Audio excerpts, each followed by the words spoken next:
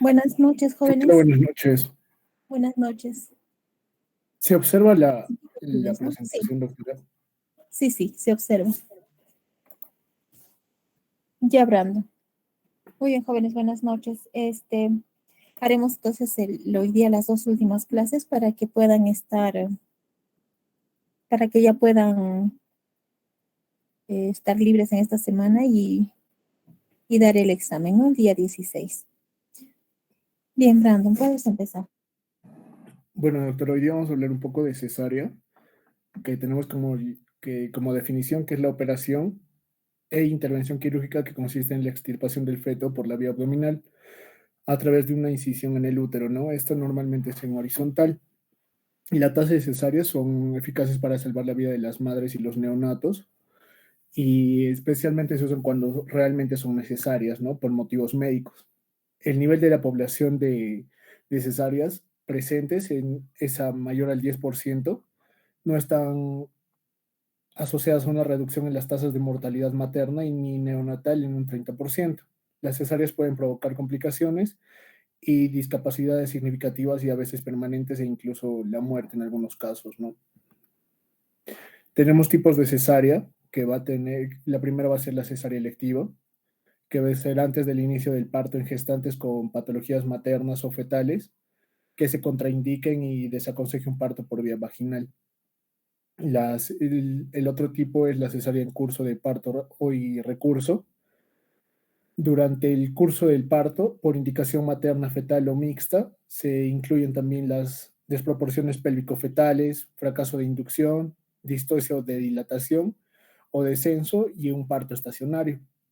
También tenemos a las cesáreas urgentes, que estas son a consecuencia de una patología de la madre o del feto, en la que se va a sospechar sobre un compromiso del bienestar fetal por la profilaxis perdida del bienestar fetal.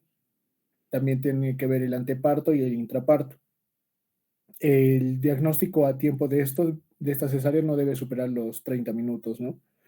La cesárea emergente, que son las situaciones en las que existe un riesgo vital para la madre y el feto, o ya sea una rotura uterina, un prolapso del cordón umbilical, un desprendimiento prematuro de placenta normotérmica, la placenta previa con hemorragia que compromete el estado hemodinámico del paciente, una embolia de líquido amniótico, y la extracción fetal en esta tiene que ser menor a los 15 minutos, ¿no?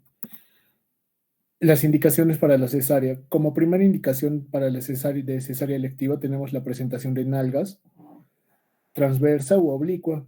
En caso de la macrosomía fetal, una cesárea iterativa, antecedentes de la ruptura uterina, gestantes que estén sometidas a cirugía uterina previa, con entrada a cavidad miotómica, la cesárea previa con incisión uterina corporal vertical o clásica de histerectomía, histerectoma transversal, ampliada en T, la placenta previa, una basa previa, infecciones maternas, patología médica materna que desaconseje el parto vaginal y en algunos casos de prematuridad y gestaciones múltiples, ¿no? En caso de las indicaciones de cesárea en curso de parto recurso, el motivo para indicar una cesárea de recurso suele ser la distosia de progresión en el parto o de la dilatación, que se puede producir en diferentes fases del parto. El trastorno de la fase latente va a ser una dilatación menor a 4 centímetros, que esta va a tener un fracaso de inducción, y los trastornos de dilatación entre mayores iguales a 4 centímetros y hasta 10 centímetros, ¿no? En la fase activa del parto. En caso del parto estacionado, van a ser 4 horas en el caso de las nulíparas y 3 horas en las multíparas. El trastorno del periodo expulsivo va a deberse a una desproporción pélvico-fetal y puede haber sin analgesia epidural y con analgesia epidural. Sin la analgesia epidural va a ser entre 2 horas en multíparas y 3 horas en primíparas. Y en caso de la analgesia epidural, con analgesia epidural son de 3 horas para primíparas y 2 horas para multíparas. En las indicaciones también tenemos a la cesárea urgente y emergente, que se va a sospechar del riesgo de la pérdida del bienestar fetal, una sospecha de desprendimiento prematuro de la placenta sinértica, el prolapso del cordón, la sospecha de una ruptura uterina y la inestabilidad hemodinámica materna, ¿no? Y también tenemos las indicaciones en situaciones especiales, ya sea por una cesárea anterior y periodo de cesárea y parto menor a 18 meses, cesárea iterativa mayor o igual a 2 cesáreas anteriores, y la preparación preoperatoria materna. Vamos a tener una visita preanestésica en la cual vamos a tener a una paciente propuesta para una cesárea electiva sin patologías maternas entre las 36 y 39 semanas, y puede también presentarse una patología en patologías maternas de 30 a 34 semanas. Vamos a ver la analítica realizada en el tercer trimestre, como la hemoglobina basal, el recuento de plaquetas y otras pruebas de coagulación. El objetivo va a ser identificar los factores de riesgo anestésicos, valorar la vía aérea, prescribir una adecuada premedicación, informar a la gestante del procedimiento anestésico y los cuidados anestésicos del periparto, obtener el consentimiento informado anestésico, ¿no? Y las medidas preoperatorias antes de la admisión de la paciente. Tenemos que ver la monitorización fetal, luego la representación fetal y localización placentaria, la profilaxis antibiótica, la profilaxis de la broncoaspiración, el rasurado de la zona de incisión quirúrgica.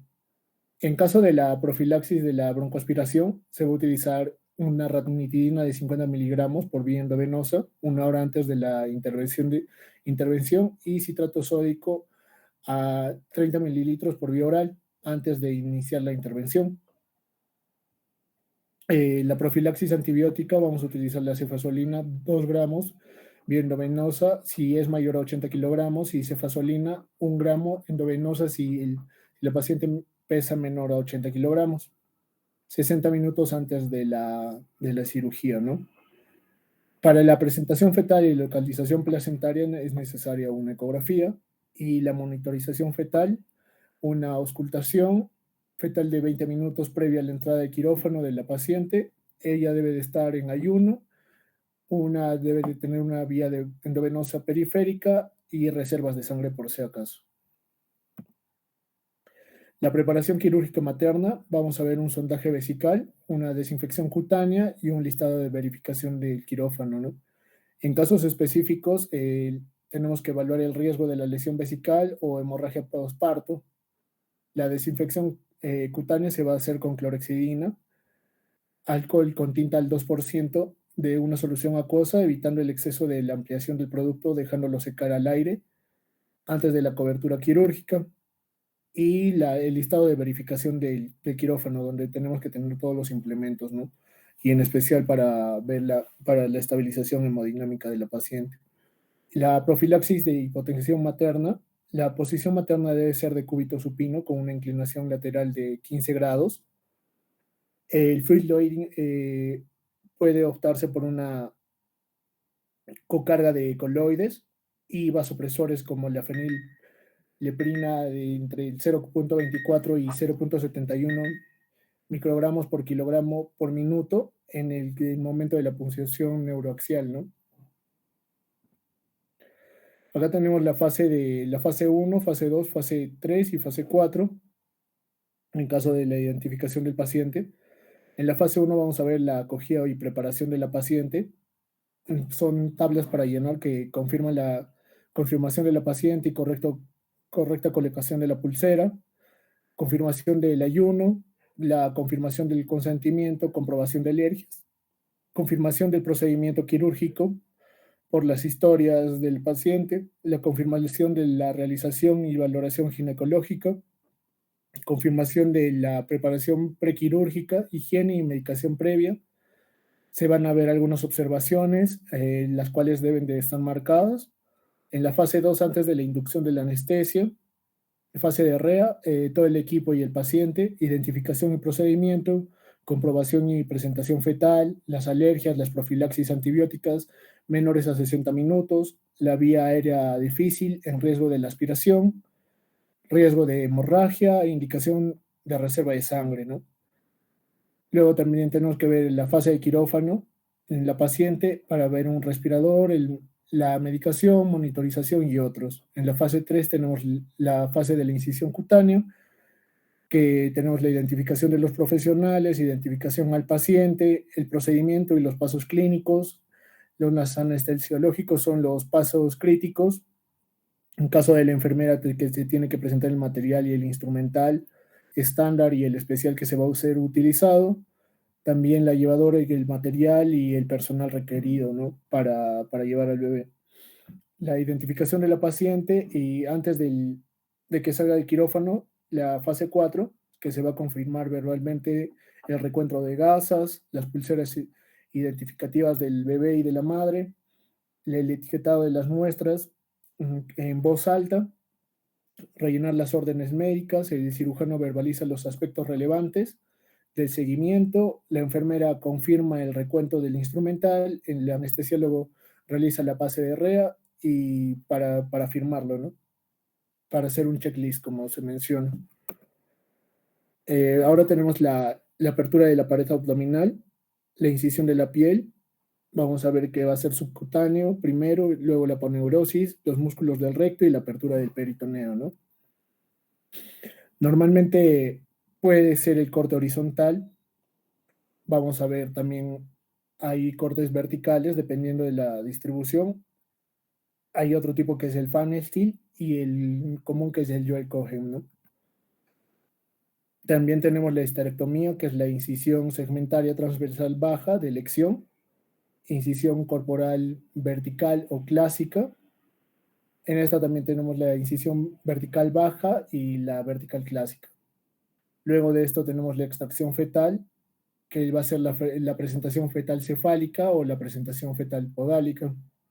El alumbramiento va a ser dado por la oxitocina, la tracción mantenida suave del cordón y la presión en el fondo del útero. La histerorrafia va a ser la preparación in situ de la histerorrafia. El cierre va a ser el cierre del peritoneo. Luego van a ser los músculos del recto, la fascia, el cierre de la piel y los apósitos, ¿no? Vamos a ver la técnica de Pelosi, que va a ser una incisión transversa suprapúbica tipo fan steel, interesando la piel y el tejido celular subcutáneo y la fascia aponeurótica. Luego vamos a ver una apertura de RAFE media de los rectos abdominales, su segmento superior, la separación digital de los rectos abdominales en sentido longitudinal. También tenemos la separación digital de los rectos abdominales en sentido transversal, la apertura del peritoneo en dirección cefálica. Luego puede ser entre el 4 y 5, el paso cuarto y quinto puede ser, como les decía, la apertura en longitudinal o transversal es indiferente.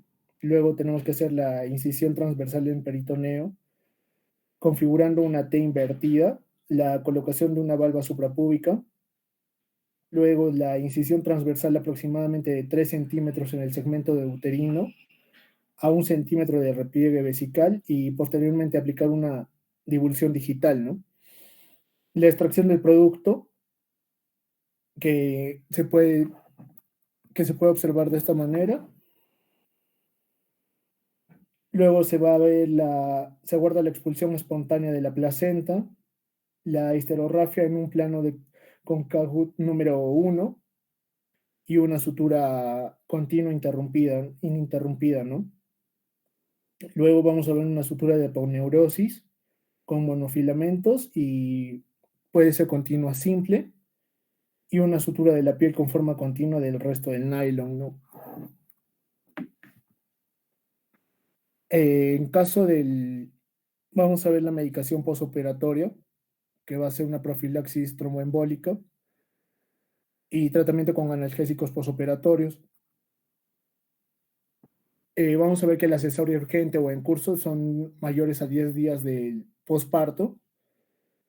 La cesárea electiva por profilaxis va a ser mayor o igual a 2 factores de riesgo que con riesgo trombótico durante 10 días. Y la paciente con administración con cloruro mórfico con vía subaracnoidea, epidural y endovenosa o metadona por vía epidural. Es necesario que consuma paracetamol cada 8 horas. ondansetron de 4 miligramos por vía intravenosa, omeprazol cada 20 miligramos por vía oral, ¿no? Y en caso de la paciente es la administración de cloruro mórfico, la metadona de 4 miligramos vía subcutánea cada 8 horas, el dextroquetrofreno de 50 miligramos intravenoso y el ondansetron 4 miligramos intravenoso, ¿no? Luego, los cuidados maternos en el postoperatorio, tenemos que ver la presión arterial, que si va a ser menor a 90 o mayor a 160 milímetros de mercurio. Tenemos que ver la frecuencia respiratoria menor a 10 o mayor a 30, la saturación de oxígeno si va a estar menor a 95, una diuresis de 35 mililitros por hora, y si va a estar el estado neurológico de la paciente, si va a tener agitación, confusión, como cefalea, ¿no? En el postoperatorio, en la sala de hospitalización, debemos de retirar rápidamente la infusión intravenosa de 2 a 4 horas con goteo de oxitocina, retiro precoz del sondaje vesical a las 3 a 6 horas, si hay adecuada movilización y control del dolor, el inicio de la movilización lo más precozmente posible, inicio rápido de la alimentación, control constante cada 12 horas, cada turno, la analgesia según las órdenes médicas, respecto a la herida quirúrgica, mantener el apósito durante 24 horas y realizar cura diaria de la herida. Eso sería todo, doctora. La primera lámina, por favor, Brandon.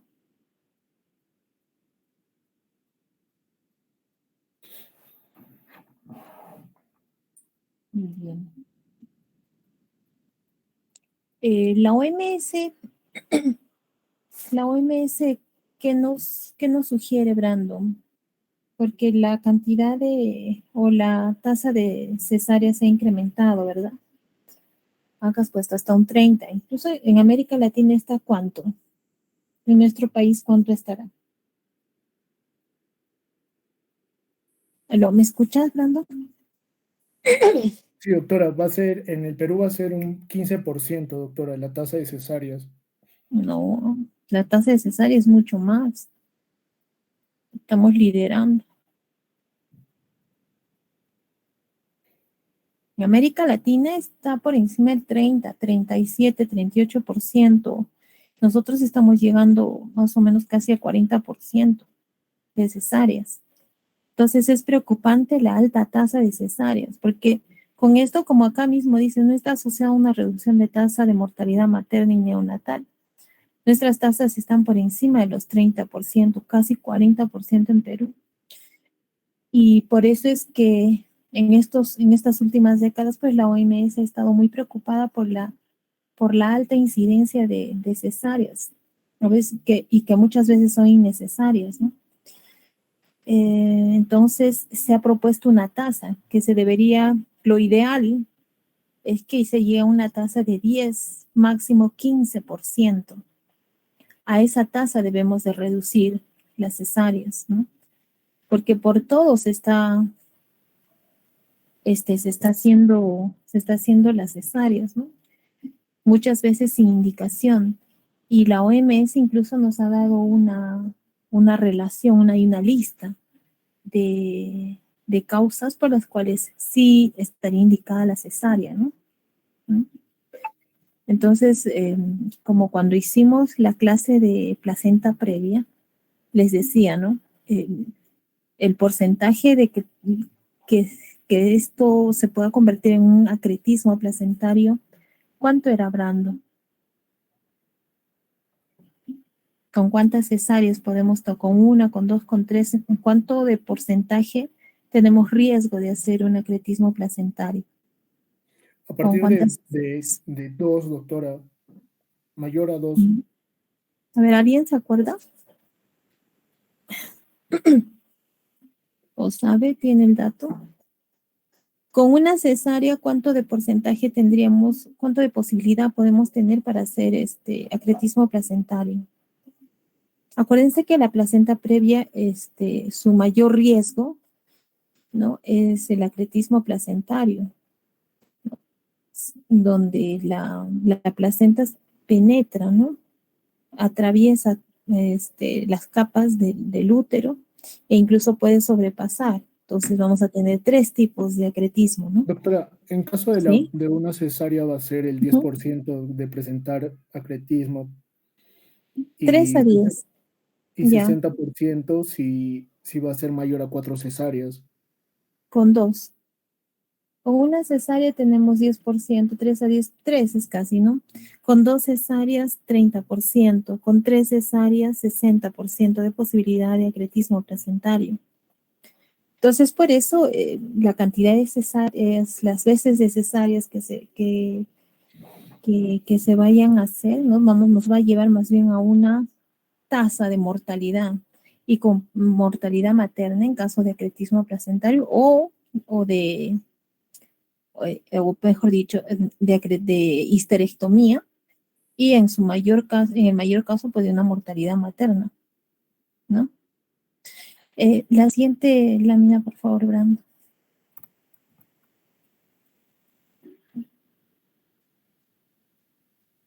Bien, acá los tipos de cesárea, ¿está bien?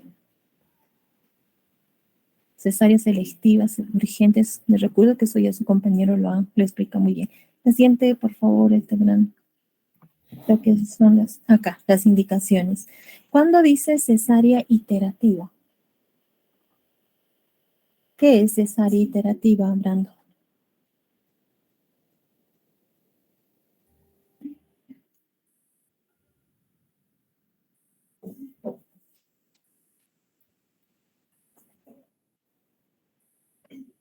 Brando, ¿me escuchas? Doctorita, le escucho entrecortado, creo que es mi señal. ¿Sí? ¿O es la mía? Brandon, te decía ¿a qué llamas la cesárea iterativa?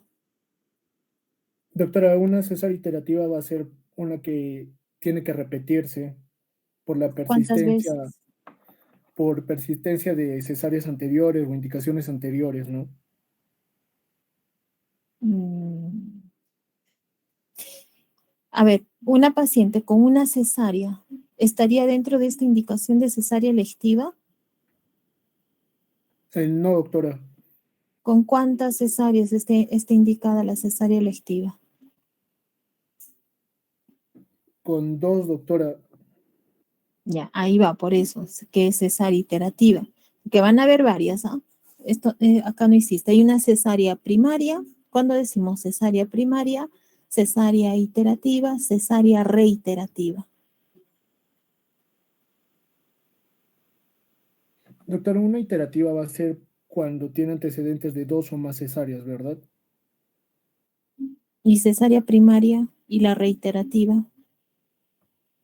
Reiterativa creo que es en la misma, es donde se realiza el mismo corte y la Mm, primaria es cuando es la primera vez que se va a realizar, ¿no? A ver, cesárea primaria sí cuando esta cesárea va a ser la primera que se va a hacer. Cesárea iterativa cuando tiene 2 cesáreas y cesárea reiterativa más de 3 cesáreas, ¿no? Más de 2 cesáreas, más de 3 cesáreas reiterativa e iterativa más de 2 cesáreas, ¿ya?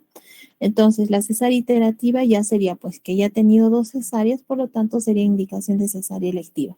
Con una cesárea todavía tenemos la posibilidad de hacer parto vaginal, salvo si hubiera alguna contraindicación obstétrica, ¿sí? Y estas, las otras sí, pues, son las indicaciones, ¿no? Presentación de nalgas, pero depende. Una presentación de nalgas, si fuera en una primigesta, sería indicación de cesárea. Pero en una multigesta es una indicación relativa, ¿no? Entonces, presentación de nalgas entre comillas, ¿no? La transversa, oblicua, es así, ¿no? De hecho, entran en la indicación de cesárea. Cesárea iterativa, macrosomía fetal, no macrostomía, macrosomía fetal. El antecedente de una ruptura uterina, pues sí es indicación absoluta de cesárea electiva, o el antecedente de cirugías previas, miomertomías. sobre todo aquellas miomectomías que han sido, donde se ha hecho la sección o se han presentado en la cara anterior, ¿no? Tienen alto riesgo de ruptura uterina. Las cesáreas e incisión uterina corporal, o sea, esas las que se han hecho, las que están, como dices, las que se han ampliado en T, ¿no? Las medianas, esas, o las histerotomías transversas, ¿sí? Placenta previa, basa previa, bueno, es así, pues, ¿no? Infecciones maternas, patología médica materna que desaconseje parto vaginal, para todas las obstétricas, en algunos, o las que tengan alteración obstétrica, en algunos casos de prematuridad, SFIR y gestaciones múltiples. Las gestaciones múltiples, salvo si fuera un embarazo doble donde los dos bebitos están de cabeza, no está dentro de lo que la OMS nos dice, ¿no? Entonces serían gestaciones múltiples donde el primer feto, o gestación doble, donde el primer feto esté en podálico, ¿no? Entonces, en ese caso, sí. Si el primer feto está encefálico, no es indicación de cesárea. Más, si los dos fetos están en cefálico, tampoco es indicación de cesárea, ¿no? Pero ahora, como les decía en alguna clase, bueno, esas son las indicaciones que nos sugiere el OMS, pero ahora que está habiendo más tasas de negligencia médica, pues terminamos haciendo cesáreas a todos los embarazos dobles, incluso presentación de nalgas de mujeres mul- multíparas, ¿no? Pero en realidad lo que se debería de esperar es hacer un parto vaginal. Bien. Y obviamente las distocias, ¿no? Todas las distocias de presentación, como cuando hemos visto trabajo de parto, ¿no? Las distocias, sean de causa obstétrica, distocias de presentación, distocias mecánicas, ¿no? Que acá ya muy bien su compañero ha indicado. Y la siguiente lámina, por favor, Brando.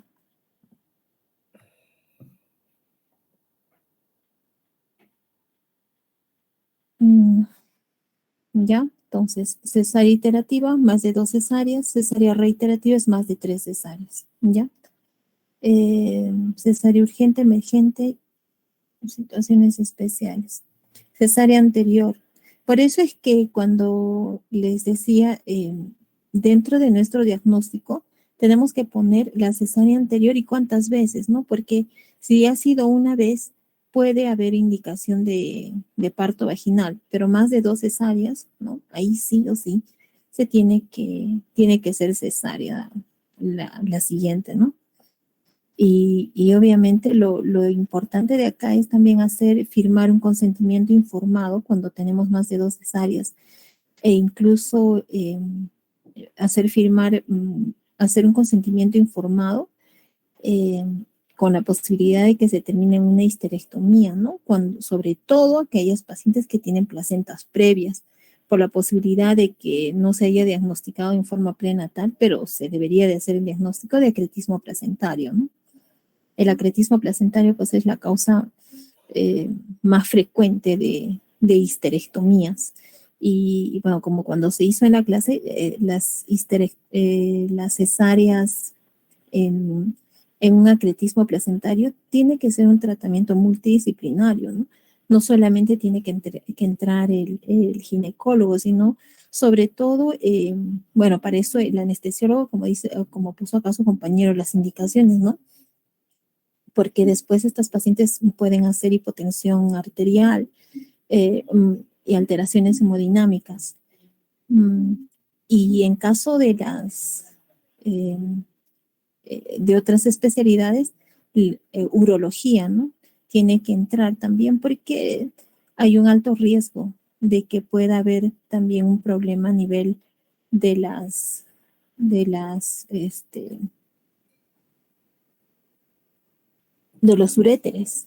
Entonces, acuérdense que esto pues nos va a llevar a varias a cicatrices, no solamente en la piel, sino también dentro. Esto le vamos a llamar eh, este, ¿cómo es?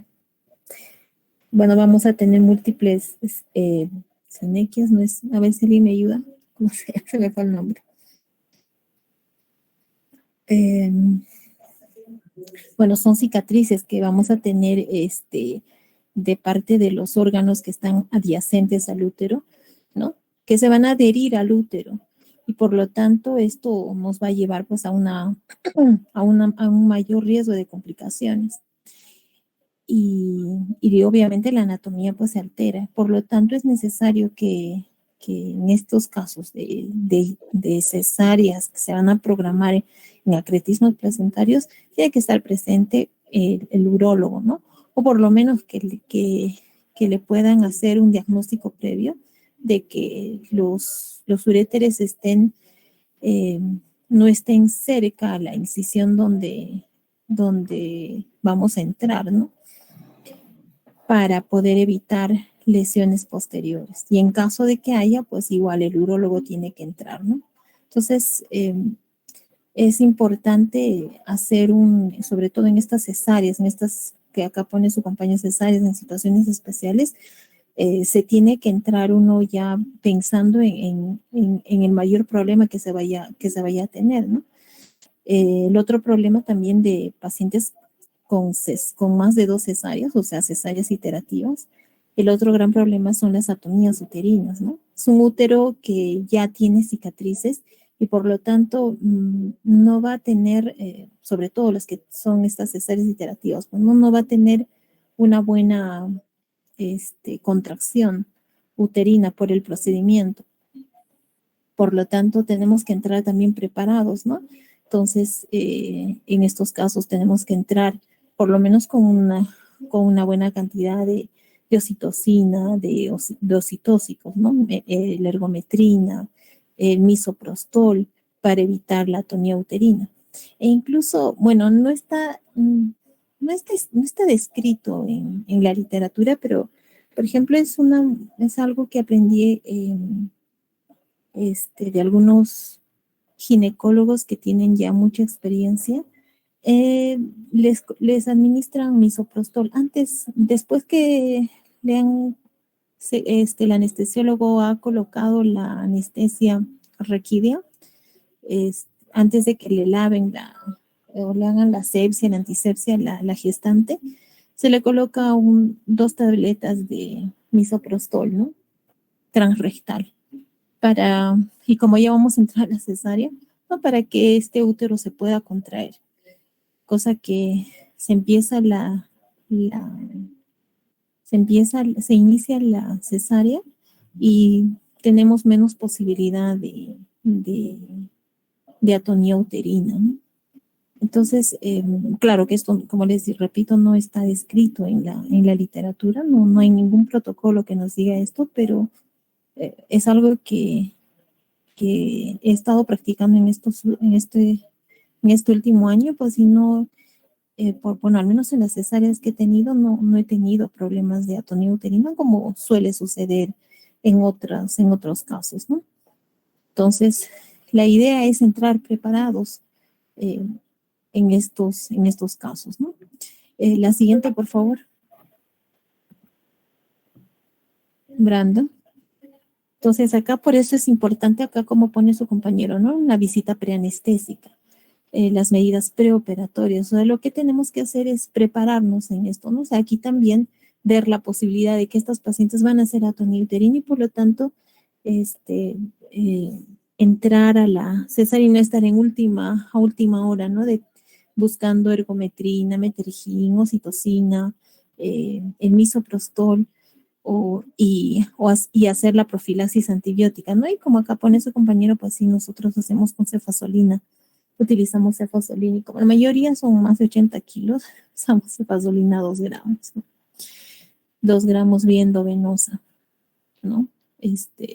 Antes de la cesárea, 30 a 60 minutos antes de la incisión quirúrgica, ¿no? Uh-huh. Muy bien. La próxima, por favor, Brandon. Bueno, y para la preparación quirúrgica en sí, pues les colocamos sonda vesical para no dañar la vejiga, ¿no? Para no llevarnos vejiga. suele suceder. La asepsia, la antisepsia, el checklist de la cirugía antes, ¿no? Sí, y es algo importante que, que se hace antes de la cesárea, ¿no? No solamente nosotros, sino las enfermeras también preguntan eh, antecedentes de si es que tiene alguna alergia, algún medicamento, si antes ya ha tenido la cesárea, ha tenido ya cirugías previas o no, ¿no? Entonces, todo para evitar que no, para entrar preparados a la cirugía, ¿no? Bien, la próxima, por favor, Brandon. El checklist, sí, esta es una práctica que, bueno, antes de entrar a la sala hay una hoja de checklist donde ponemos todo esto que pone su compañero y bueno, esto está encargado de la enfermera circulante y y también, ¿no? Cualquier incidencia que suceda en la cirugía se coloca en estas hojitas de checklist. No solamente para cesárea, sino para todo tipo de cirugía, ¿no? Bien, la próxima, Brand. Bien, entonces las incisiones. La mayoría de las incisiones, bueno, antes si ustedes revisan, la mayoría hacían una incisión mediana, vertical, ¿no? Infraumbilical. Ahora ya no hacemos estas incisiones, pero sí está indicado en qué casos. Está indicado, por ejemplo, en una paciente que tenga preeclampsia. Cuando hemos hecho preeclampsia, ¿se acuerdan? Hemos hablado de cómo tiene que ser, en caso de que se haga una cesárea, cómo tiene que ser la incisión. La incisión indicada en toda preeclampsia tiene que ser una incisión mediana, vertical. ¿Para qué? Sobre todo en aquellas pacientes que estemos sospechando de posibilidad de una eclampsia o de ruptura uterina, ¿no? Perdón, de ruptura hepática. Entonces se hace una incisión mediana, ¿para qué? Para poder, luego en caso de que haya una ruptura hepática, simplemente continuar la incisión, ¿no? Para hacer el empaquetamiento del hígado en caso de que haya una ruptura hepática, ¿no? O en caso de que no haya una ruptura hepática, de hacer una revisión por lo menos, porque si vamos a hacer una incisión como la que ven abajo, la de Joel Cohen o la de Fan Steele, no vamos a poder, no se va a poder investigar, ¿no? El hígado no se va a poder evaluar.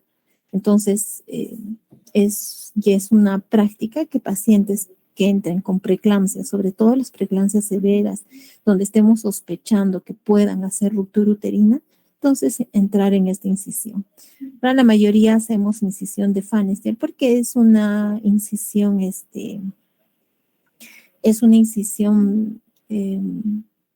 estética, ¿no? Y lo bueno de la incisión de Van Steele es que es de cicatrización fácil, rápida cicatrización, igual que la de Joel Cohen, porque es anatómica incluso, ¿no? Porque está o son paralelas a las líneas que tenemos en esa zona, ¿no? Entonces, son de fácil recuperación y lo bueno es que tienen menos incidencia de infecciones, ¿no? En cambio, la vertical, la mediana infraumbilical, esta sí, pues, ¿no? Tiene más riesgo de infecciones, tiene más riesgo también incluso de que haya dehiscencia, de que se haga dehiscencia de la, de la sutura, ¿no? Entonces, y duele más. En cambio, la de Fan Steele no duele tanto, duele menos, ¿no? Y la otra es la de York Cohen, que es nada más un poco más arriba. La otra es suprapúbica, la de Fan Steele, que es la que la mayoría hacemos, ¿no? Muy bien. La próxima, por favor, Dando.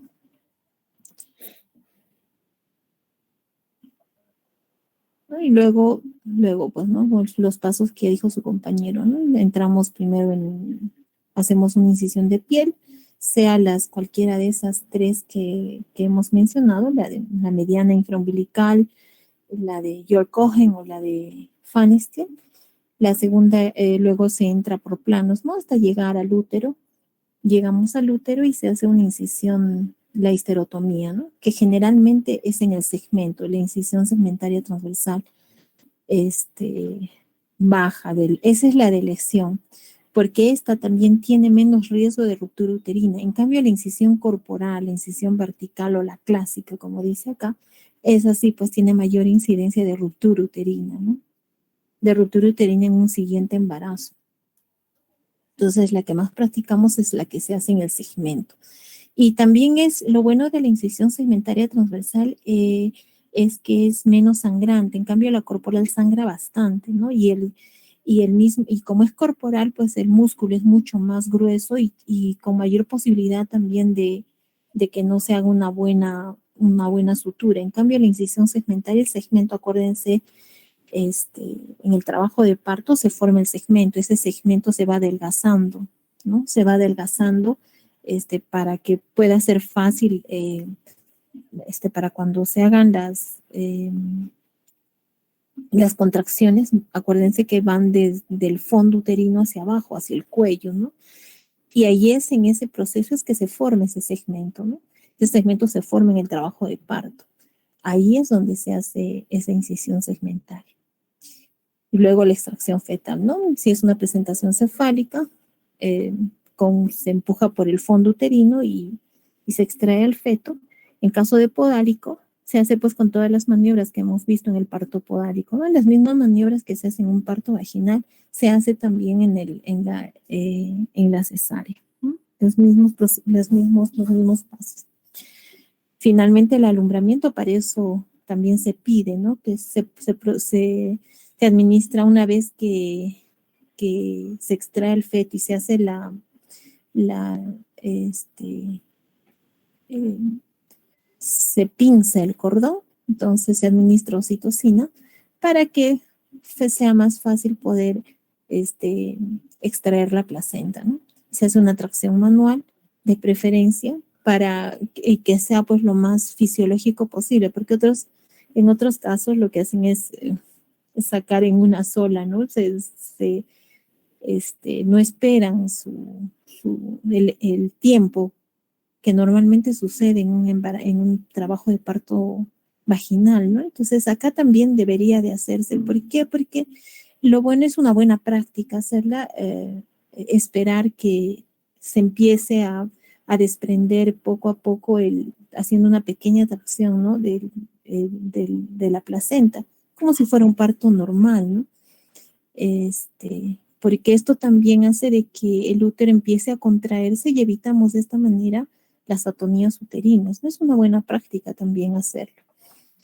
Y finalmente, luego se hace un escobillonaje, se limpia bien todo de todos modos, porque hay posibilidad de que se queden algunas membranas, algunos restos, ¿no? Y luego la histerografia, ¿no? Que se hace lo que he visto es que en algunos, eso depende también de la escuela, ¿no?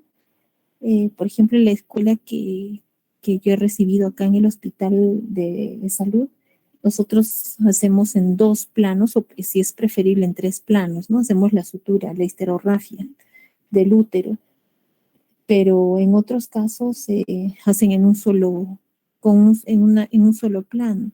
Y esto también, pues, corre riesgo después de una ruptura uterina, ¿no? Entonces, son prácticas que se deberían de adoptar. Y finalmente el cierre, ¿no? El cierre de la pared por planos hasta llegar a la piel. Bien, la siguiente, por favor, Gando. Hay unos criterios. Bueno, hay varias técnicas, ¿no? Una de ellas es la que describe acá su compañero es la técnica de Pelosi, ¿no? Porque acá se abre una sola todo. En cambio, hay otras técnicas, ¿no? Donde se respetan los planos para abrir. La técnica de Pelosi, lo bueno de la técnica de Pelosi es que demora menos tiempo hasta entrar al útero, ¿no? Y, y eso también evita la posibilidad de que se infecte la herida operatoria, ¿no? Y, y para el cierre, igual en la técnica de Pelosi, por ejemplo, lo que hacen es evitar no se cierra peritoneo, ¿no? Bueno, lo que yo aprendí, lo que veo es que se debe dejar tal como se ha encontrado, ¿no? Mm. Bien. Lo que ven ahí en este redondo, ¿sabes qué es, Brandon? Como Esa un como, campo, doctora, para ¿cómo? poder, es como un campo estéril. Exacto. Sí. Bueno, es un campo. ¿Sabes cómo se llama de casualidad? No, doctora, exactamente no. Ya. Son unos dispositivos. No es un campo estéril, porque el campo, mira hacia atrás, si ves está de azul, es todo un campo lo que se coloca. Em, esa, ese es un dispositivo que se utiliza para que eh, lo utilizan para evitar de colocar, en otros casos, por ejemplo, que hacemos para evitar que los intestinos se vengan todos hacia adelante, ¿no? Colocamos unas gasas hacia ambos lados del útero. Y en otros casos utilizan este dispositivo, ¿no? Tienen que ser bastante grandes para que, para evitar que los intestinos todos se vengan hacia adelante, ¿no?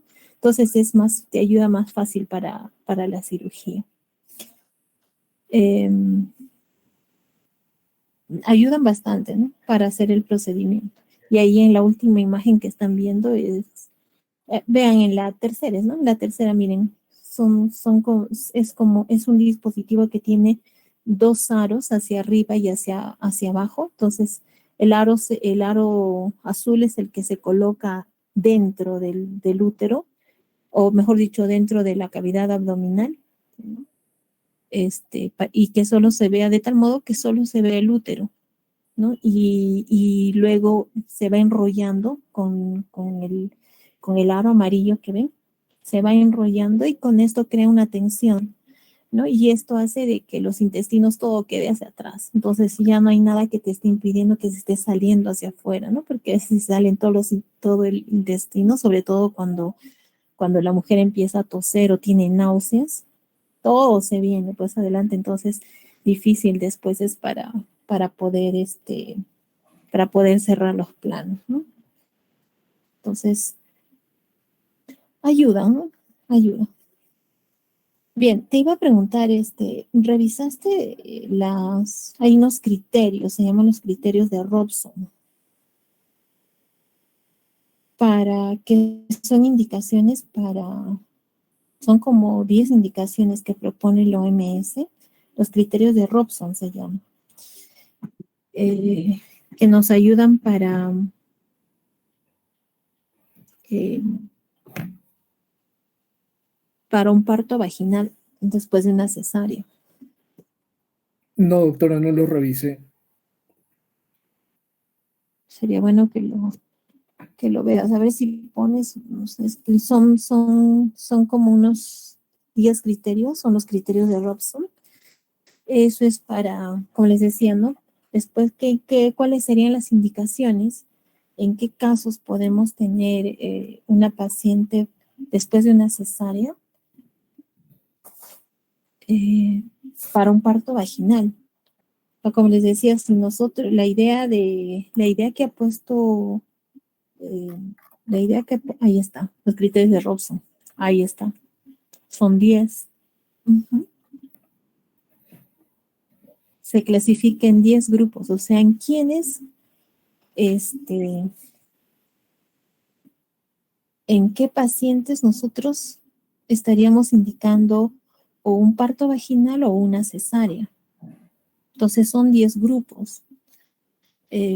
Como les decía, la idea es disminuir la cantidad de cesáreas, porque ya se está volviendo en una epidemia, o sea, entrar 38, 40% en realidad de todo el mundo, América Latina es la que tiene más cantidad de cesáreas. Entonces, para esto se ha hecho una clasificación de Robson para que veamos en qué pacientes, si estamos o no en estas listas, para que entren o bien a un parto vaginal o bien a una cesárea, ¿no?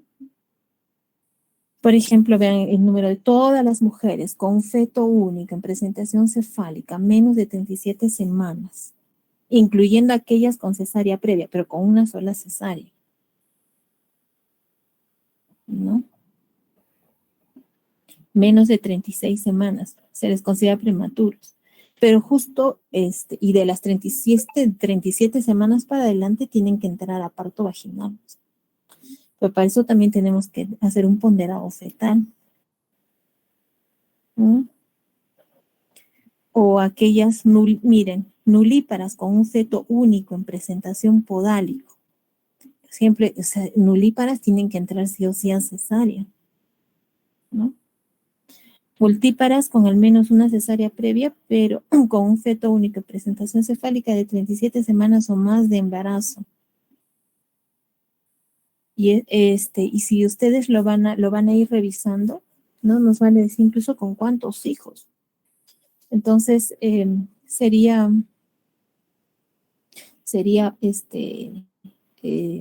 la idea, la idea es, eh, es saber qué pacientes vamos a tener para una cesárea o no, o vamos a entrar a un parto vaginal. Muy bien, gracias, Brandon. Está bien, Entonces, doctora. cesárea es todo un tema, es un tema interesante, y que tenemos eh, que evitar, porque como les decía, pues se está haciendo costumbre y se está haciendo una epidemia. La cantidad de cesáreas es bastante, ¿no? Está aumentando, y con esto nos estamos nosotros mismos, ¿no? Los ginecólogos nos estamos poniendo la soga al cuello, porque, bueno, ahora no tenemos tanto, pero de acá a un tiempo nos vamos a tener que preparar no solamente para hacer una cesárea, sino también ya histerectomía, o sea, de pensar de frente entre cesárea y histerectomía, porque la cantidad de cesáreas está aumentando tanto que con eso vamos a aumentar pues la cantidad vamos a tener más diagnósticos de pacientes con acretismo placentario, ¿no? Entonces, más de 2 cesáreas de preferencia, ¿no? Pensar o ofrecer a toda paciente desde el control prenatal, ¿no? Como les decía, lo importante de hacer una buena historia clínica, lo importante de conversar con la paciente y desde el inicio hablar con ella. Si tiene más de 2 cesáreas, pensar ya en hacerse una, una ligadura de trompas, ¿no? O, evaluando, ¿no?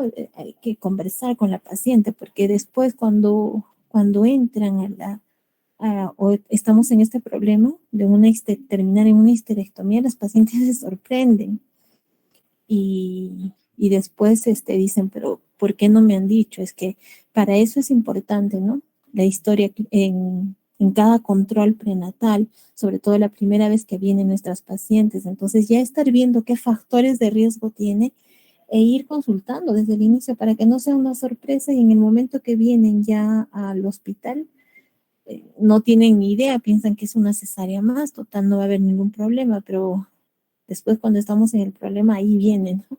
Problemas de negligencia médica, y es que la paciente no ha sido adecuadamente no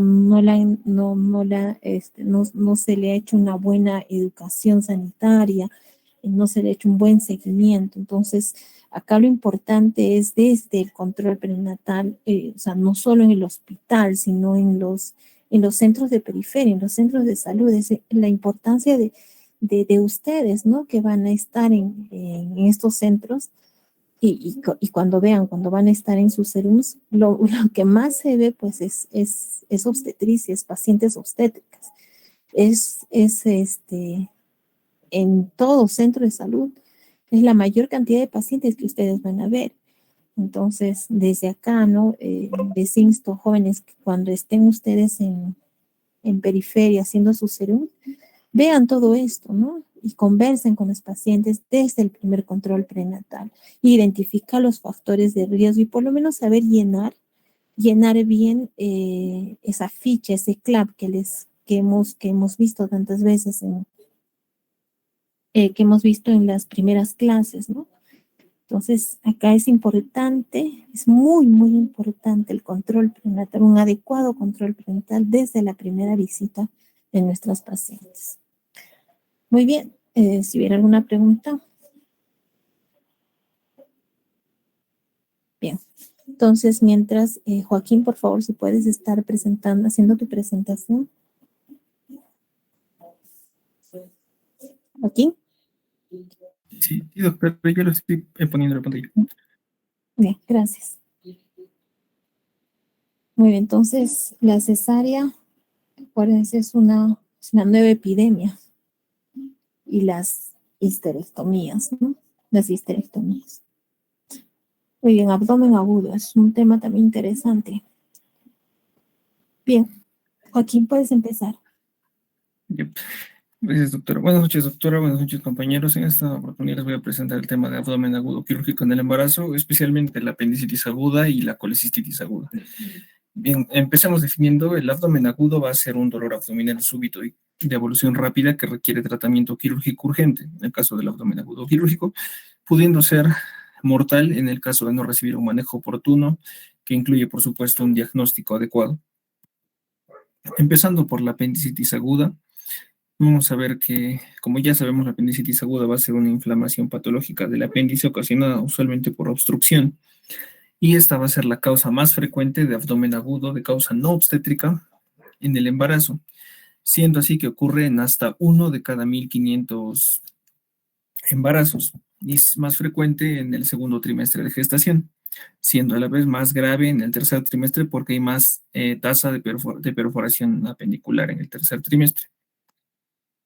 En cuanto a la fisiopatología, vamos a ver que, como ya lo conocemos desde gastroenterología, el apéndice se puede obstruir y esto genera un aumento de la presión intraluminal, lo cual va a causar una obstrucción del drenaje linfático y venoso del apéndice, generando isquemia de la mucosa, lo que causa una traslocación e infección bacteriana y a su vez puede causar perforación.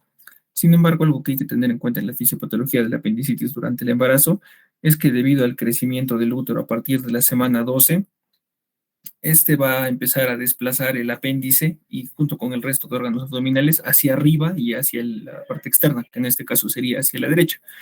Es por ello que a partir de la semana 12, el punto de McBurney, que nosotros conocemos como un signo o un punto semiológico específico para la apendicitis, que usualmente se encuentra entre los 2 tercios internos y el tercio externo de una línea trazada entre la parte de la cicatriz umbilical y la espina ilíaca anterosuperior derecha, va a desplazarse hacia arriba y hacia la derecha, por lo que el punto en sí pierde especificidad para diagnosticar la apendicitis aguda. Viendo como en la imagen de la derecha, va desplazándose el apéndice cada vez más arriba, dependiendo del tamaño del útero y cómo avanza la gestación. En cuanto a la presentación clínica, vamos a ver que todas las patologías de abdomen agudo quirúrgico en el embarazo se presentan de forma similar. El apéndice se caracteriza, por supuesto, por un dolor abdominal de inicio súbito y persistente, que al igual que en las pacientes no gestantes, es inicialmente periumbilical, pero que después se va a desplazar hacia la posición del apéndice, que recordemos, según la edad gestacional, puede no estar en el punto de McBurney, que lo conocemos usualmente, sino más arriba y a la derecha, lo que puede hacer que nosotros lo pasemos por alto, ese dolor o esa migración del dolor. Es justamente uno de los puntos que hace que el diagnóstico sea más complicado en las gestantes, pudiendo localizarse incluso debajo del cuadrante inferior, sino el cuadrante superior derecho, perdón. Aparte, otros síntomas que podemos observar en las pacientes pueden ser, por supuesto, náuseas, anorexia, vómitos y fiebre. Debemos tener en cuenta también que en el examen físico, como decía, el punto de McBurney pierde especificidad por el desplazamiento del apéndice gracias al útero. Además, debido a la laxitud del peritoneo en la pared anterior, justamente por la presencia del útero aumentado de tamaño, los signos peritoneales que aparecen cuando ya existe un compromiso del peritoneo parietal pueden aparecer con un retraso o pueden no ser tan sensibles. Entonces, eso podría indicar también que, o podría hacer que enmascarar una apendicitis grave que ya está teniendo compromiso del peritoneo parietal, incluso si no hay signos peritoneales. Además, el signo de rebote, que como conocemos es al hacer una presión en la parte de la fosa ilíaca y lo soltamos, hay un signo de dolor, que eso indicaría que hay un rebote peritoneal. debido a la gestación, el dolor por el signo de rebote hace que no sea localizado, sino difuso en todo el abdomen, pudiendo de nuevo dificultar más aún el diagnóstico en las gestantes. Joaquín, antes de que pases, por favor, en esta lámina es importante, bien, si bien es cierto, se ubica, como dices, se va haciendo hacia arriba, pero también en muchos casos no solo se va hacia arriba, sino se va hacia atrás, o sea, se hace retroperitoneal. Entonces, y aparte, acuérdense también que la gestante tiene la inmunidad disminuye, acuérdense. Entonces, eso hace también que los signos peritoneales se retrasen. Y cuando ya hacen una peritonitis, recién hacen síntomas, pues, ¿no? Y por lo tanto, en toda paciente que viene con un dolor exquisito en esta zona, o un mínimo dolor, siempre hay que pensar también en peritonitis, ¿no? O en apendicitis. Tenemos que pensar, porque si no lo pensamos, estas pacientes, como les digo, como la inmunidad disminuye, sus síntomas se retrasan mucho más y el peligro de una peritonitis está latente, ¿no? Está latente. Entonces es muy importante acá, como dice su compañero, ¿no? Los signos, acuérdense, los signos peritoneales se retrasan por eso. Muy bien, Joaquín, gracias. Puedes continuar. Sí, mi doctor. En cuanto al diagnóstico, vamos a ver que, como decía la doctora, lo más importante es tener la sospecha clínica y el examen físico. La sospecha clínica debe aparecer en toda paciente con dolor abdominal durante el embarazo, un dolor abdominal así de forma súbita, que inicie de forma no necesariamente periumbilical, pero indefinida en el abdomen. Debemos siempre tener esa sospecha clínica en toda paciente con dolor así de agudo. Además, como el embarazo a veces en etapas tempranas durante la primera mitad se puede asociar a náuseas, vómitos, esto también puede enmascarar la sintomatología de una apendicitis. Además que recordemos, las embarazadas tienen una leucocitosis fisiológica, por lo que también es la leucocitosis que se presenta en el caso de apendicitis, pierde especificidad. Hay que recordar que el retraso en el diagnóstico va a ser la principal causa de morbilidad y mortalidad asociada a apendicitis aguda. En Claro, cuanto al... Joaquín, pero acuérdate que la leucocitosis, si bien es cierto fisiológica, pero ¿qué hay? ¿Cómo se diferencia? Sí, doctor, tiene razón. Me olvidé de decir que hay que diferenciar de una leucocitosis fisiológica de una leucocitosis que se acompaña de desviación izquierda o de exceso de bastonados.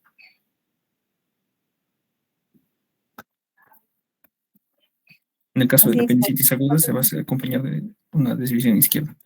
Sí, aparte, también el PCR, ¿te podría ayudar el PCR? Sí, doctora, porque es un marcador también de inflamación que no tiene que Sí, ver pero con... en las gestantes también el PCR está aumentado. Entonces, ¿te ayuda o te confunde? El PCR también está incrementado, entonces, pero igual se tiene que pedir. Y aparte también, ¿qué podríamos pedir? O sea, aparte de esto, procalcitonina, un dosaje de procalcitonina, ¿no? Que en este caso sí, en las gestantes no va a estar incrementado. Entonces, una leucocitosis fisiológica, una leucocitosis pero con desviación a la izquierda, un PCR que nos puede ayudar, o sea, está elevado, pero no tan elevado también, ¿no? Y un dosaje de procalcitonina. Muy bien, Joaquín, puedes continuar.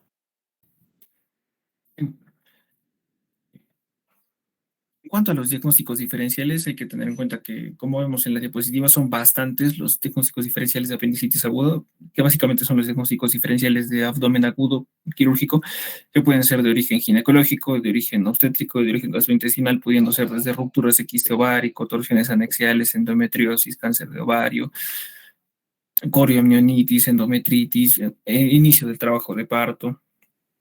En el caso de origen gastrointestinal pueden ser enfermedades de Crohn, diverticulitis, colecistitis, linfadenitis, mesentérica, gastroenteritis.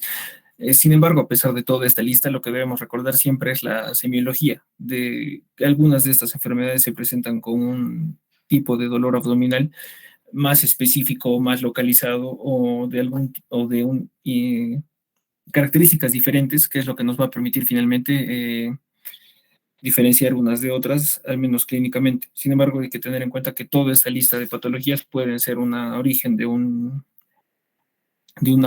dolor abdominal que simula un abdomen agudo en el embarazo. En cuanto a los exámenes de imagen, el examen de imagen de elección para evaluar una apendicitis aguda va a ser la ecografía, pues tiene una sensibilidad del 75% y una especificidad del 90%. Sin embargo, debemos recordar siempre que los estudios de ultrasonido son dependientes del operador, por lo que eso hace que varíe mucho su sensibilidad y especificidad. Entre estos, los hallazgos que se pueden encontrar en una apendicitis aguda van a ser engrosamientos murales del apéndice, líquido circundante periapendicular o un diámetro aumentado mayor a 6 milímetros. En el caso de la tomografía, solo se va a pedir en casos complicados o atípicos que requieran realmente un estudio que vaya a inyectar, digamos, tanta radiación a la madre como al feto, ya que la tomografía, como sabemos, tiene altas cantidades de radiación, por lo que en casos de estudios que requieran mayor ampliación, digamos, de estudio para realmente llegar a un diagnóstico, podría utilizarse la resonancia magnética.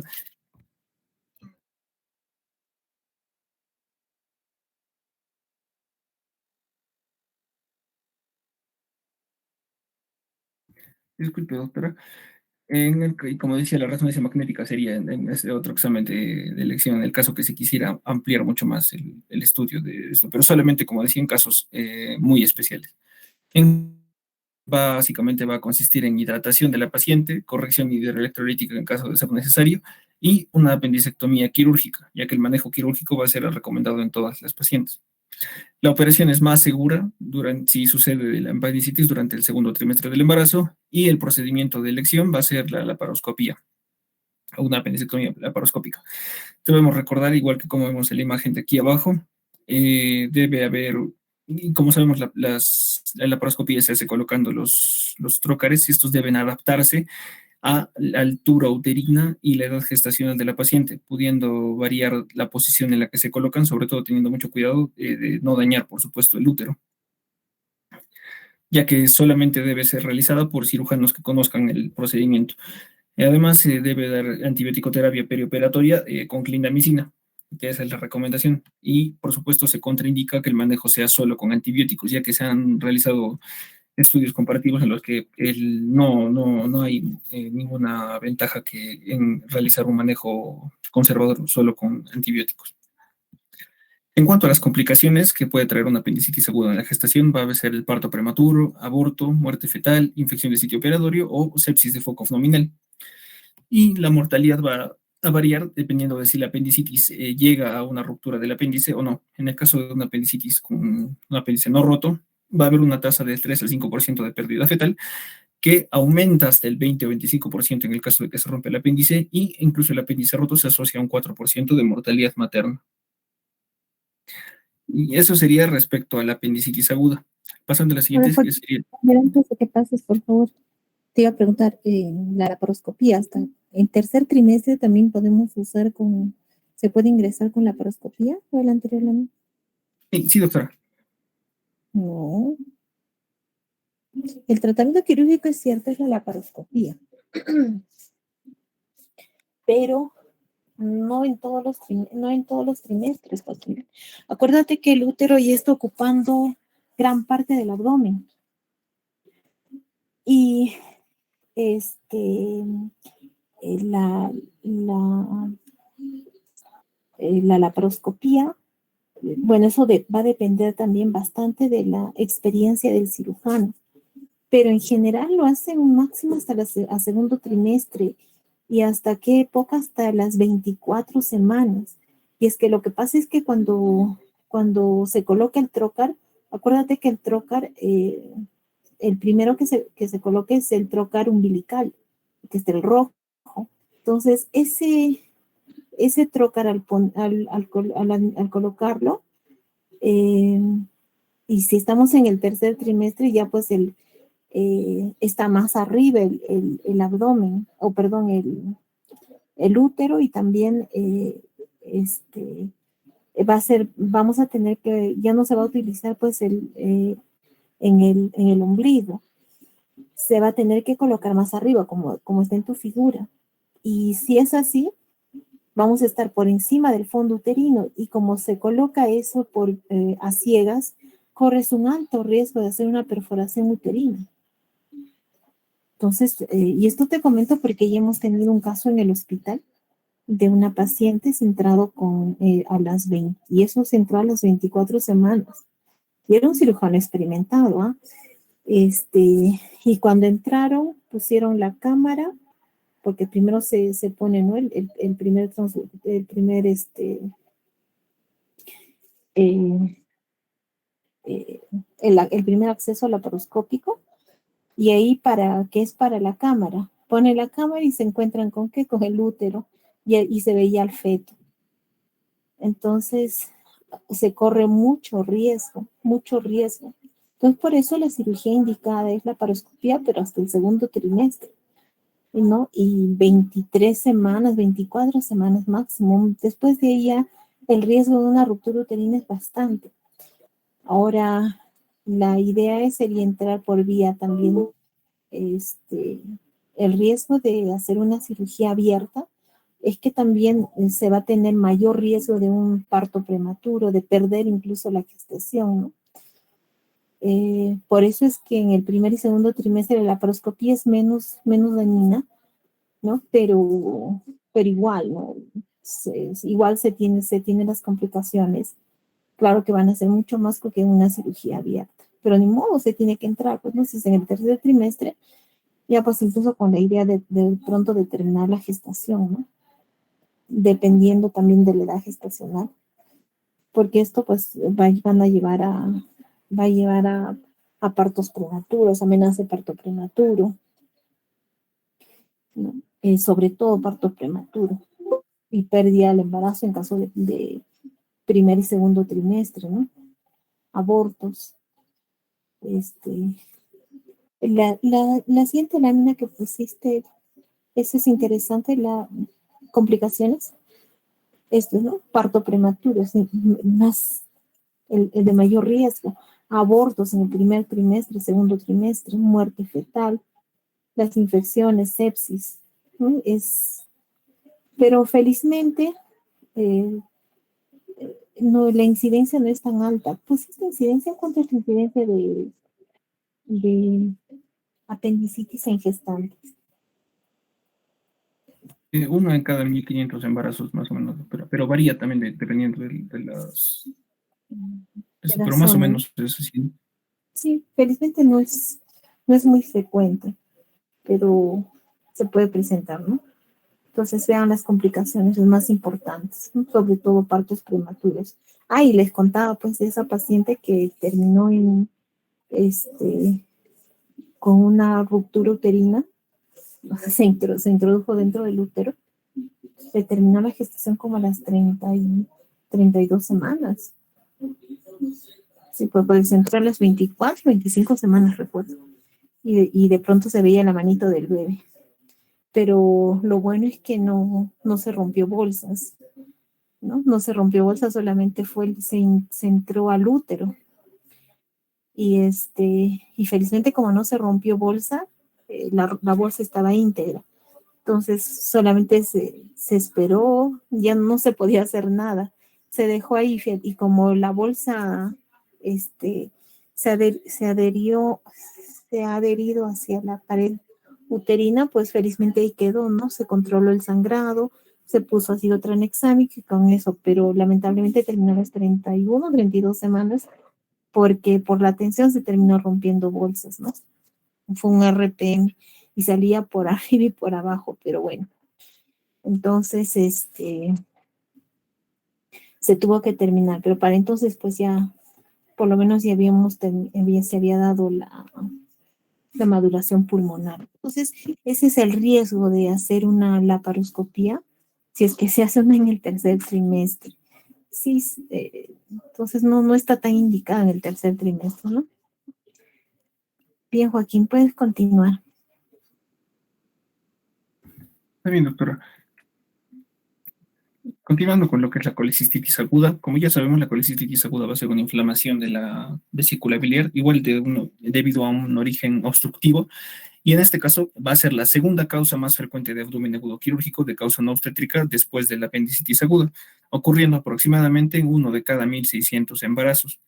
Entre los factores predisponentes que pueden facilitar o favorecer la aparición de colecistitis aguda en gestantes va a ser un IMC alto, sedentarismo, aparte de la actividad física que ya deben hacer las gestantes, y antecedente familiar, sobre todo de colecistitis aguda. En cuanto a la fisiopatología, vamos a ver que durante la gestación, como sabemos, hay un aumento progresivo de la progesterona, y la progesterona tiene características que disminuyen la contracción y el vaciamiento vesicular, porque como sabíamos, relaja el músculo liso, la progesterona. Entonces, al disminuir la contracción y el vaciamiento vesicular, aumenta el volumen de bilis residual, que a su vez facilita la generación de barro biliar y eventualmente litos. Además del aumento de estrógenos, que durante la gestación va a generar una mayor saturación de colesterol, que por supuesto esto tiene efecto litogénico, pues como sabemos la mayor cantidad de litos que se generan son de origen de colesterol.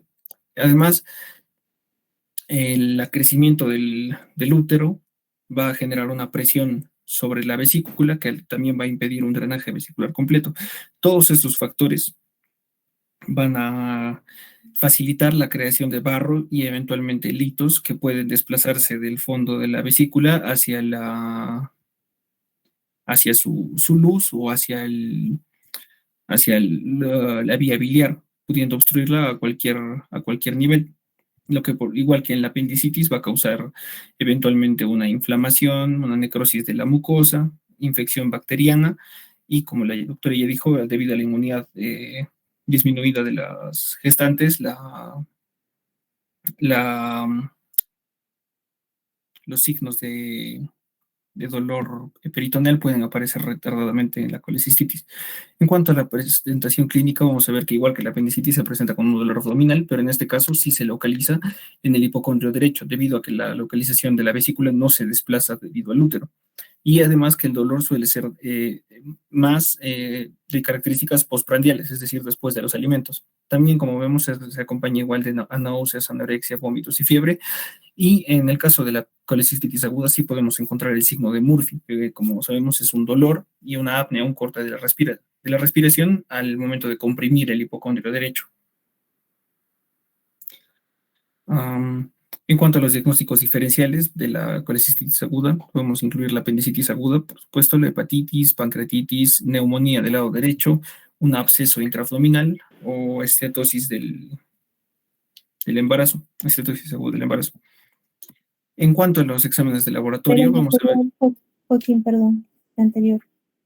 Ya está bien, son diagnósticos diferenciales, pero hay un diagnóstico diferencial importantísimo que también tenemos que considerar. ¿Cuál sería? Aparte de estos. Un dolor superior, en abdomen superior.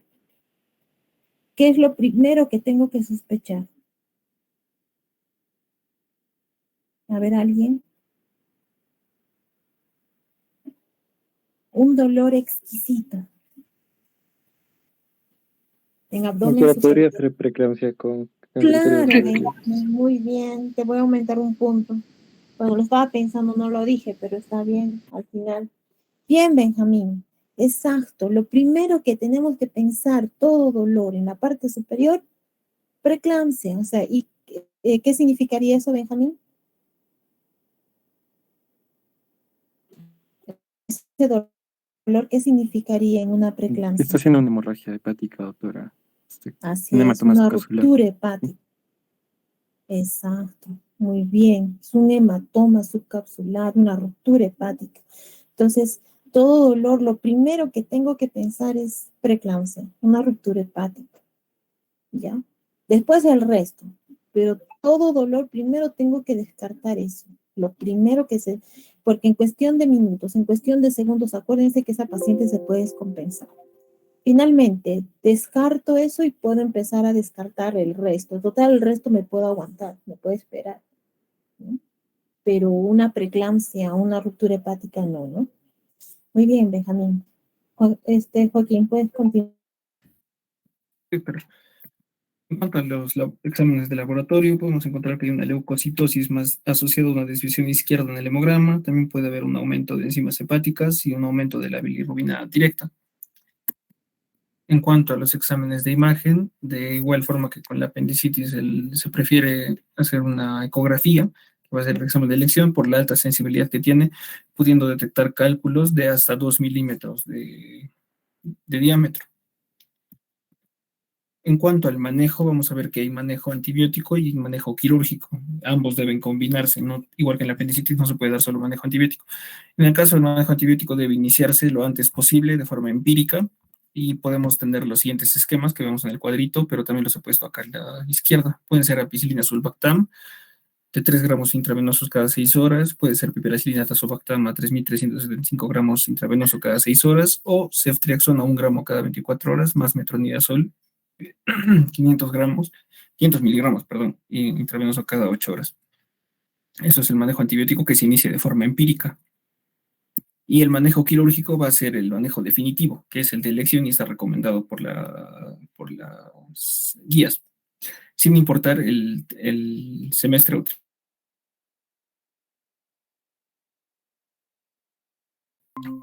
Como decía, el manejo quirúrgico versus el manejo conservador tiene menor riesgo de parto pretérmino, menor riesgo de aborto espontáneo y complicaciones fetales, siendo así que el procedimiento de elección va a ser, al igual que la apendicitis, la colecistectomía laparoscópica, teniendo en cuenta, por supuesto, la colocación de los trócares según la altura uterina, pero es el procedimiento de elección, la colecistectomía laparoscópica.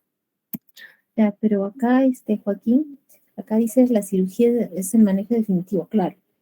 Sin importar el semestre de gestación, no. Salvo fuera una colecistitis aguda, bueno, sí, colecistitis aguda. Y en caso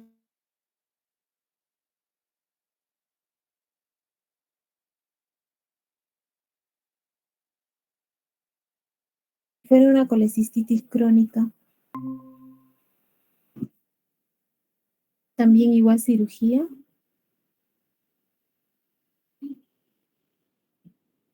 Joaquín.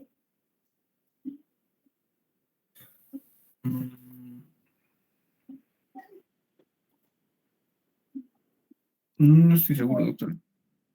Una colecistitis crónica no. Se espera. Lamentablemente se espera. Si está con tremendo dolor, se espera hasta el tercer trimestre ya pensando en terminar la gestación. ¿Por qué? Porque el riesgo igual de pérdida del feto y sobre todo si es que nos viene una gestante en el segundo trimestre y si es que y es una colecistitis crónica, pues no, se va a tener que esperar, salvo fuera una reagudizada, ¿no? Pero aún así no se espera. Ahora colecistitis aguda, si está en el primer trimestre, sí lo operan, pero segundo, tercer trimestre no.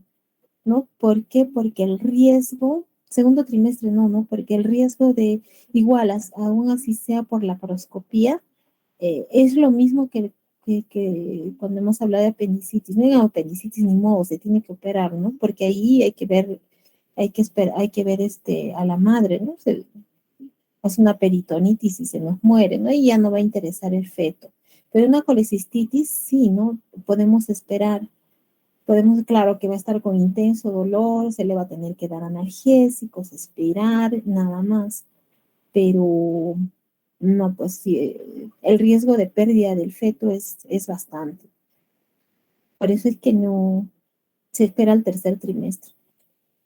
Porque aquí hay riesgo, ¿no? Hay riesgo de una ruptura uterina. Uh-huh. Muy bien, Joaquín. Puedes continuar. Algunas consideraciones perioperatorias que se deben tener en el manejo quirúrgico durante el procedimiento es que para la cirugía se debe posicionar a la paciente en un decúbito lateral izquierdo, se debe tener en cuenta la anatomía del útero grávido para tener un acceso a la cavidad, y por supuesto, teniendo cuidado de no dañar el feto. Se puede realizar un neumoperitoneo con 10 a 15 milímetros de mercurio de presión. Debe ser siempre una monitorización de dióxido de carbono materno-fetal durante la intervención quirúrgica, y debe haber siempre medidas de profilaxis tromboembólica, como medidas de compresión, de embolización precoz, etc. Y eso sería todo. Muy bien, Joaquín. ¿Y cómo diferencias una colecistitis aguda de una colecistitis crónica?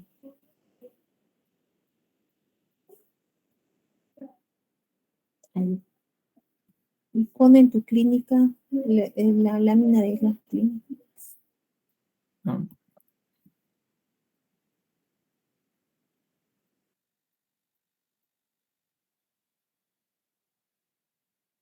¿Y cómo diferenciarías una colecistitis aguda de una crónica?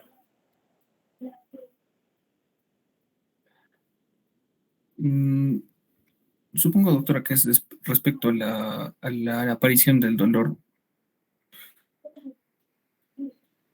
Ujú. Alguien, a ver, eso ya lo han hecho en cirugía, ¿no?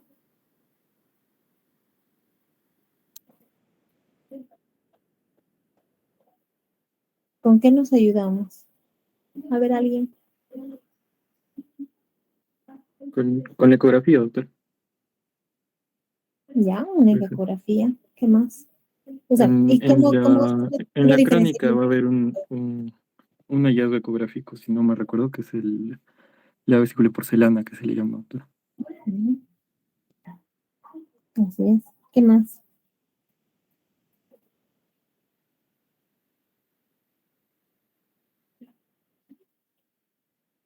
El hemograma, ¿no? El hemograma, el PCR. Eso nos va a ayudar. Porque en los dos vamos a tener estas mismas molestias. La diferencia va a ser la ecografía, como decía su compañero. Ahora, o sea, no toda colecistitis aguda tampoco se opera, ¿no? Porque lo que sucede es que, como has puesto en la fisiopatología, Joaquín, por favor, acuérdense que aquí la progesterona aumenta, disminuye las contracciones, acuérdense que relaja todo músculo liso, aumenta la bilis, por lo tanto, y todo esto va a espesar la bilis, ¿no? Y generalmente no hay cálculos, pero igual las gestantes se quejan, ¿no? Se quejan de mucho dolor. Entonces, y se le pide, ¿no? Un hemograma, un examen de PCR, les piden, ¿no? Y todo está normal, ¿no? Salvo la leucocitosis fisiológica que puede haber, pero de ahí nada más. Y por eso no se le va a operar, ¿no? Entonces solamente sus analgésicos, se puede dar metamizol, se puede dar ranitidina, ¿no? Endovenoso y calma la molestia. Y no por eso voy a operar, ¿no? No por eso se va a operar.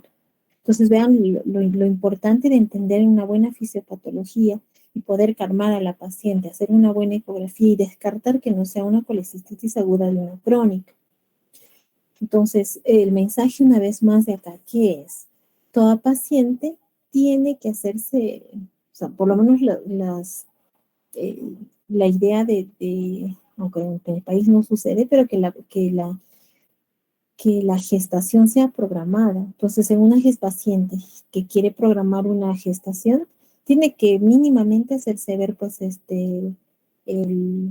la vesícula, ¿no? Porque si tiene cálculos, y acuérdense que va a haber una mayor, por la progesterona, va a haber todo esto, va a haber una mayor relajación del músculo liso, va a haber un espesamiento de la bilis, va a empeorar su cuadro clínico de la colecistitis.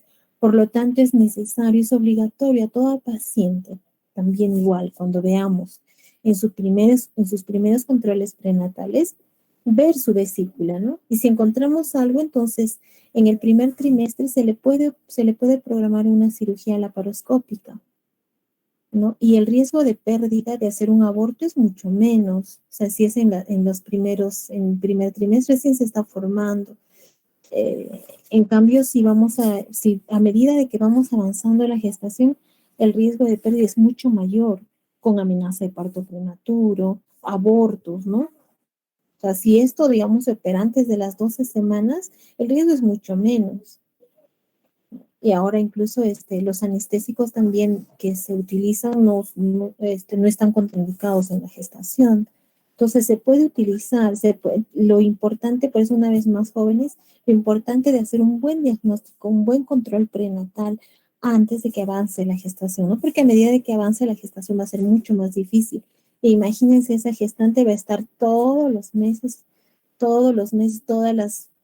cada semana va a estar viniendo por el dolor y lamentablemente no se le va a poder ayudar. Si es una colecistitis crónica, ¿no?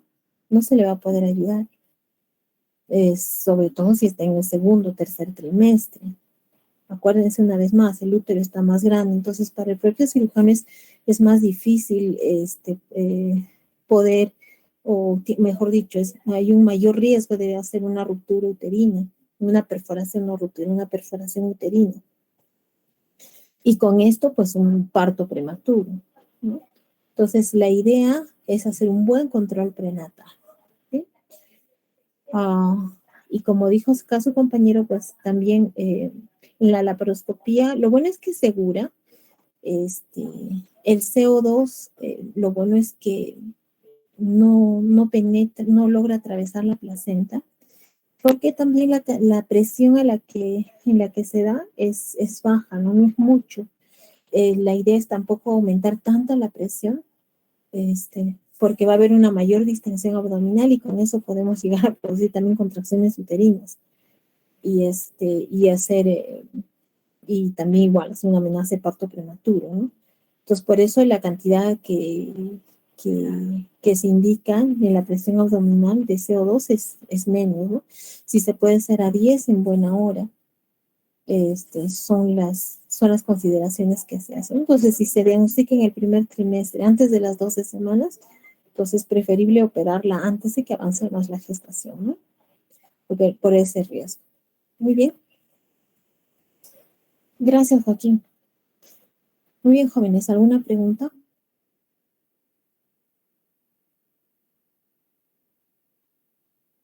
Bien. Entonces, lo importante una vez más, jóvenes, ¿no? Lo importante de hacer un buen diagnóstico, hacer un diagnóstico prenatal, intentar, bueno, las mujeres que se trate de programar la gestación, de evaluar, poder hacer un tratamiento prenatal antes de poder embarazarse, ¿no? Desde consumir el ácido fólico 3 meses antes de programar una gestación, ¿no? Hasta las 16 semanas, como ya hemos visto. Evaluar la posibilidad de que no tenga cálculos en la vesícula, porque si no en toda la gestación vamos a tener con este problema algunas otras enfermedades, ¿no? Diabetes, presión alta. Entonces, la idea es que se tenga una gestación tranquila, sin problemas, y que el feto también esté fuera, de que se le tenga que exponer a todos estos riesgos que hemos visto durante la gestación. Ahora, en caso de pacientes con antecedentes inmunológicos, por ejemplo, caso de lupus, artritis reumatoide, la idea es que ellas también tengan que estar bien controladas, ¿no? Un adecuado control para que también no se agraven en la gestación. Acuérdense que con el lupus, las pacientes también pueden, se exacerba la sintomatología. Y se acuerdan, en cambio, la artritis reumatoide más bien mejora sus síntomas, ayuda más bien la gestación, pero igual tienen que controlarse, ¿no? O sea, la idea es que, que, que la enfermedad esté controlada para poderse embarazar, ¿no? Y buscar todos los riesgos posibles, evitar los riesgos, ¿no? Evitar obesidad, porque acuérdense que si es que una paciente obesa se embaraza, de acuerdo al índice de masa corporal, como hemos visto en las primeras clases, tiene que la cantidad de peso que tiene que subir no va a ser la misma, ¿no? Una paciente que está con un peso normal o una paciente desnutrida o una paciente con sobrepeso, ¿no? Entonces, muy importante hacer un control prenatal, un adecuado control prenatal, y si se puede planificar la gestación, ver antes, descartar todos estos problemas que pueda estar presentando la paciente, ¿no? Preparar entonces a la paciente para que pues tengamos un feto con un adecuado control prenatal, un feto que pueda tener un adecuado crecimiento, ¿no? Y que esté libre finalmente de enfermedades metabólicas, porque las enfermedades metabólicas las vamos a tener desde la gestación, ¿no? Ya se va programando genéticamente a ese feto para que en su vida adulta pues termine haciendo enfermedades metabólicas, ¿no? Entonces, desde la concepción, desde la concepción. Muy bien, jóvenes, si no hay alguna pregunta, ahí nos quedamos. Sí, Liz. Doctora, buenas noches. Doctora, es una pregunta fuera del tema, más bien es una pregunta que quería hacerle respecto a los porcentajes. Quería consultarle esta parte. ¿Cuánto iba a valer el porcentaje de práctica, por favor, doctor?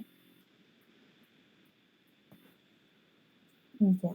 La práctica vale, ¿cuánto cuesta? Está en el sílabus, 35%. El que más vale es el porcentaje del examen. Ya, está bien, doctora, muchas gracias. 35 o 30% creo que es, no recuerdo. Está en el sílabus, pero ahora lo veo. Está bien, doctora, gracias. Buenas noches. Y el mayor porcentaje pues es el examen, ¿no? Es el examen.